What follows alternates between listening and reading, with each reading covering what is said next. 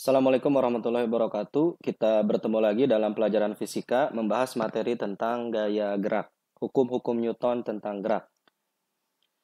Resultan gaya, net force, ada 3 gambar seperti ini, anak-anakku sekalian. Ini gambar pertama. Nah, tanda panah ini adalah menunjukkan gaya tarik ya. Ini benda pertama dikenakan satu gaya sebesar 30 Newton. Benda kedua ini berarti ada berapa gaya nih? Ada dua ya, 30 Newton dan F2 20 Newton. Benda ketiga juga ada dua buah gaya, tetapi dengan arah yang berlawanan. Nah, yang disebut dengan resultan itu adalah jumlah. Kalau dia satu arah, maka ditambah. Kalau dia berlawanan arah, maka dikurangi.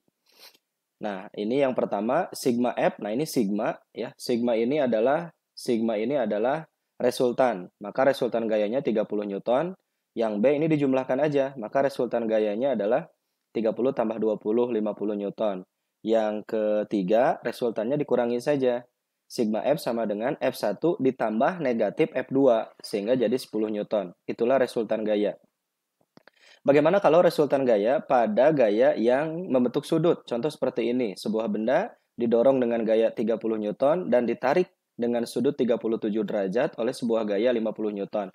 Nah, kalau bendanya seperti ini, anakku sekalian, artinya benda ini ditarik oleh salah satu gaya yang membentuk sudut 37 derajat. Maka penyelesaiannya harus menggunakan analisis trigonometri. Kita uraikan dulu, ya. F1 itu disumbu Y menjadi F1X, dan F1 disumbu Y menjadi F1Y. Dengan sin dan cos dicari, maka nanti diresultankannya adalah cukup yang di sigma X. Ya, disumbu X, disumbu Y tidak perlu karena gaya tidak bekerja di sumbu Y. Maka sigma Fx sama dengan 40 ditambah 30. Nah, yang 30 ini yang F2, yang 40 yang mana? Dari sini, 50 kali cos 37. Ya, 50 kali cos 37. Cos 37 itu adalah 0,8 ya. 0,8 kali 5 jadi 40. Nah, sigma FY-nya 30 Newton. Jadi resultannya ada dua. Resultan di sumbu X 70 Newton. Resultan di sumbu Y ini yang ke atas. 50 sin 37, 30 Newton. Nah, inilah yang disebut dengan resultan gaya untuk gaya yang membentuk sudut terhadap benda. Kemudian kita bagi hukum-hukum Newton itu menjadi 3. Hukum 1 Newton menyatakan bahwa setiap benda akan diam atau bergerak lurus beraturan jika resultan gaya yang bekerja pada benda itu sama dengan 0. Atau sigma F sama dengan 0. Nah, sigma F atau resultan gaya sama dengan 0 bisa membuat benda diam atau bergerak lurus beraturan. Kalau diam, maka V-nya 0. Sementara kalau bergerak lurus beraturan, maka V-nya tetap. Sehingga sigma F sama dengan 0 ini bisa tercapai dalam keadaan benda diam atau dalam keadaan benda GLB dengan kecepatan konstan. Kalau GLBB bagaimana? Ayo pelajari lagi. Contoh, nah ini benda yang diam anak-anakku sekalian. F1 ke kiri, F2 ke kanan. Nah, F1 dengan F2 panjangnya sama nih garisnya ya, panahnya. Maka F1 dan F2 itu nilai gayanya sama. Misalkan F1 10 Newton, F2 10 Newton.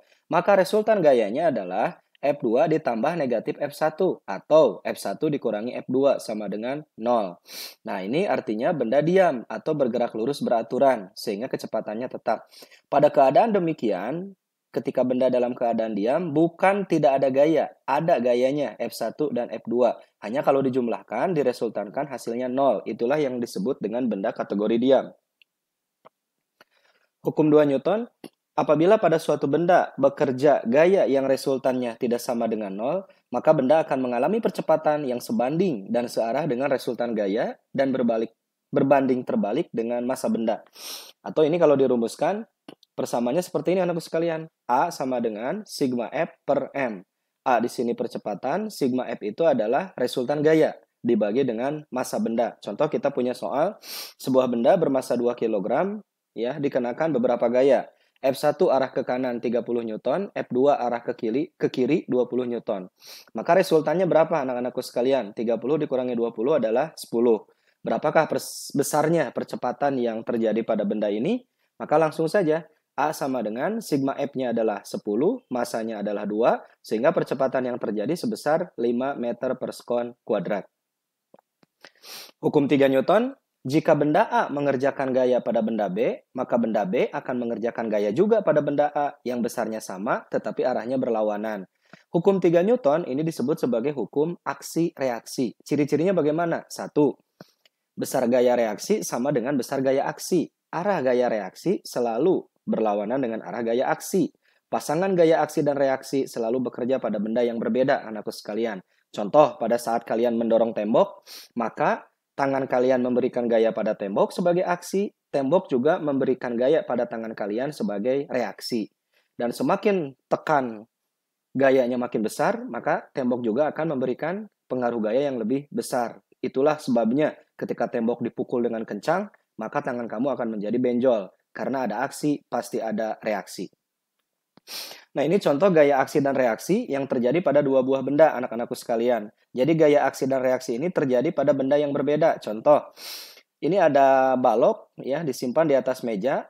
Maka di sini anak-anakku sekalian, gaya aksinya adalah gaya berat balok menekan meja ya. Ini aksinya adalah balok menekan meja nih ya, gaya berat W.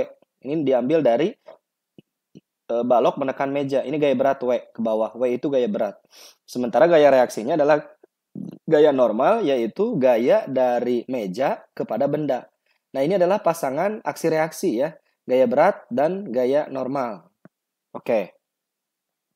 Macam-macam gaya kita bagi menjadi gaya luar, gaya berat, gaya normal, tegangan tali, dan gaya gesek. Nah, gaya luar adalah gaya dari luar yang diberikan pada benda, bisa berupa tarikan atau dorongan. Nah, kalian sudah tahu ya, ada satu benda ditarik dengan gaya. Nah, ini gambarnya seperti ini. Gaya F. Nah, ini yang kedua ini adalah gaya yang membentuk sudut. Yang F, yang ketiga juga gaya yang membentuk sudut. Tapi kalau yang kedua ini tarikan, kalau yang ketiga ini adalah dorongan.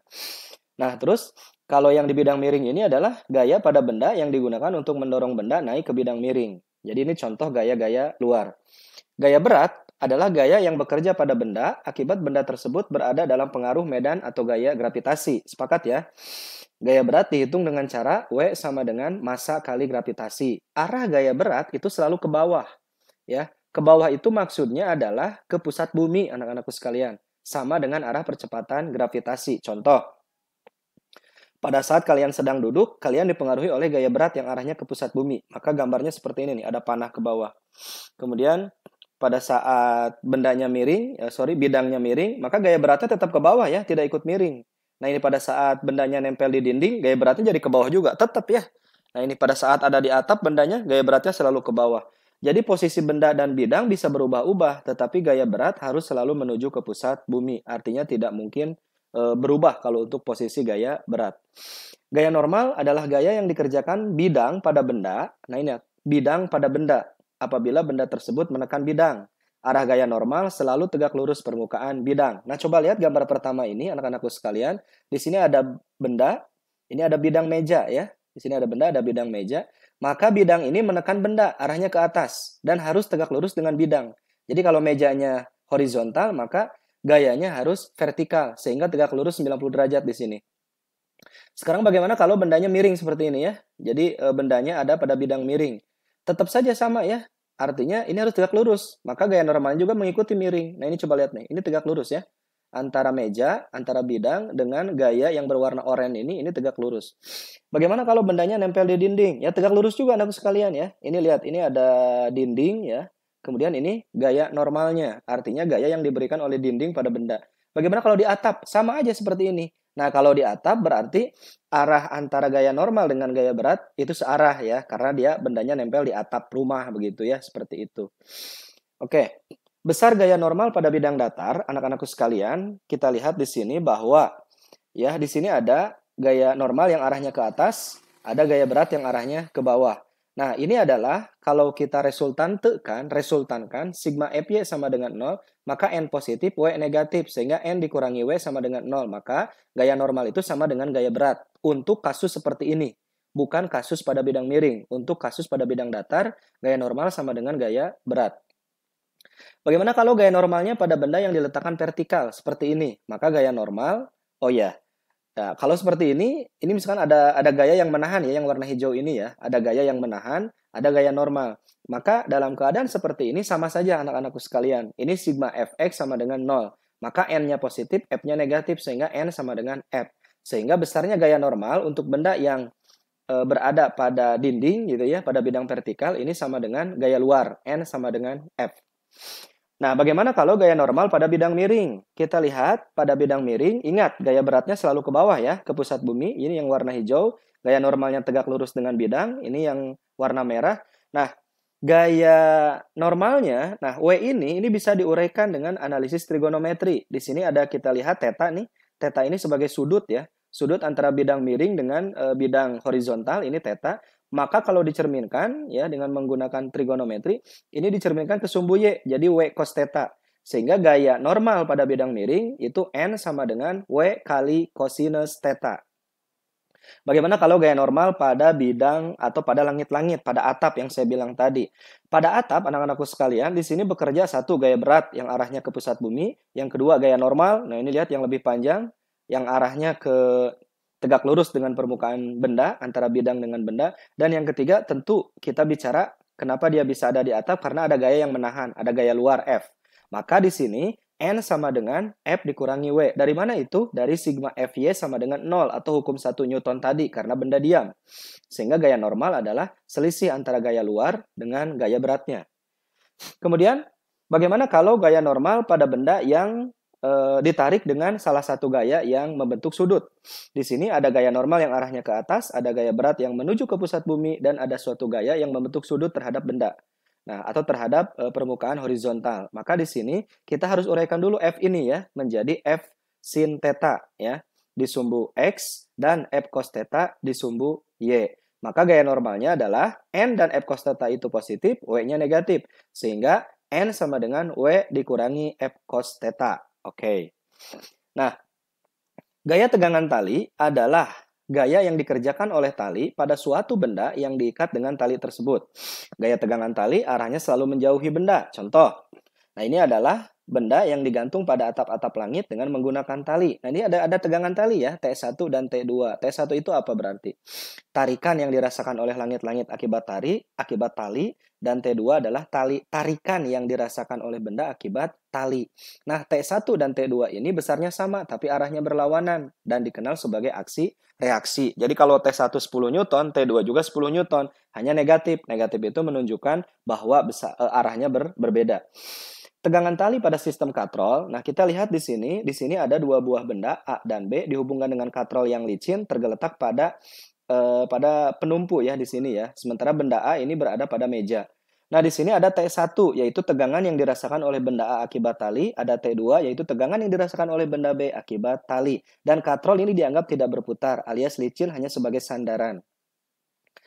Nah, kita punya soal latihan anakku sekalian, ada dua buah benda, MA dan MB, 2 kg dan 8 kg. Kamu diminta untuk menghitung percepatan sistem dan tegangan tali jika gaya gesek antara balok A dan lantai diabaikan, gaya gesek antara balok A dan lantai adalah 2 Newton. Nah, ini jadikan sebagai tugas ya. Ini tugas pertama nih. Silakan dikerjakan dan dikirim ke Google Classroom. Tegangan tali pada katrol gantung. Nah, ini ada sistem katrol yang licin, menggantung dua buah benda A dan B. Lihat, benda A ini memiliki gaya berat W1, benda B juga memiliki gaya berat W2. Nah, A itu ditarik oleh T1, B ditarik oleh T2. Nah, T1 dan T2 sama ini anak-anak. Kenapa? Karena talinya sama dan katrol licin. Nah, ini adalah tegangan tali pada katrol gantung. Sekarang bagaimana kalau saya punya contoh soal seperti ini? Massa balok A 4 kilo, massa balok B 6 kilo. Artinya ini yang lebih duluan turun ya, karena lebih berat anak-anakku sekalian. Yang ditanya adalah berapa percepatan sistem dan berapa tegangan tali sistem. Ini tugas kedua, silahkan dikerjakan. Yang selanjutnya adalah gaya gesek. Gaya gesek adalah gaya antara dua permukaan benda yang bersentuhan, bersifat melawan kecenderungan gerak benda. Jadi kalau benda ini ditarik dengan gaya luar sebesar F yang warna hijau, maka sepanjang perjalanannya benda akan digesek oleh lantai atau oleh media, oleh bidang. Kenapa? Karena permukaannya kasar. Dan gaya gesek selalu berlawanan dengan arah gerak benda.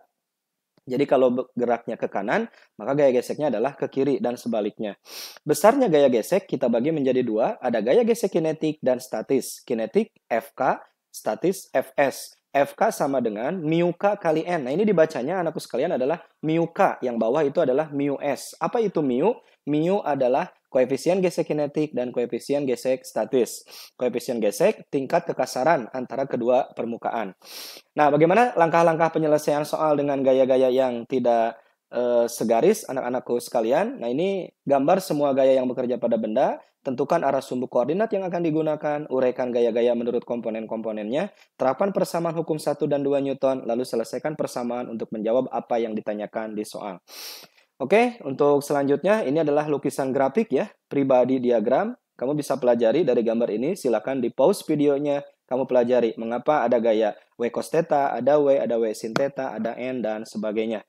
Ini latihan ketiga, tolong dikerjakan. Jadi hari ini kita ada 3 tugas ya anak-anak sekalian, selain untuk menyimak video ini dan mengerjakan tugas-tugas yang diberikan. Latihan 1, latihan 2, dan latihan 3. Nah, ini yang terakhir adalah gaya pada benda-benda yang dihubungkan dengan tali ya. Bagaimana A dan B dihubungkan dengan tali, bagaimana benda A dan bagaimana benda B. Percepatan sistem keseluruhan A sama dengan sigma F dibagi dengan M1 ditambah M2. Oke. Ini latihan 4-nya anak sekalian ya. Silahkan dikerjakan, cari informasinya dari media online dan juga di Google atau di buku paket. Silahkan.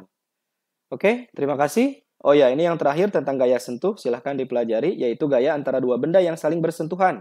Pada benda A, gaya sentuh ke kiri, sedangkan pada benda B, gaya sentuh ke kanan. Jadi A dan B ini nempel, anakku sekalian.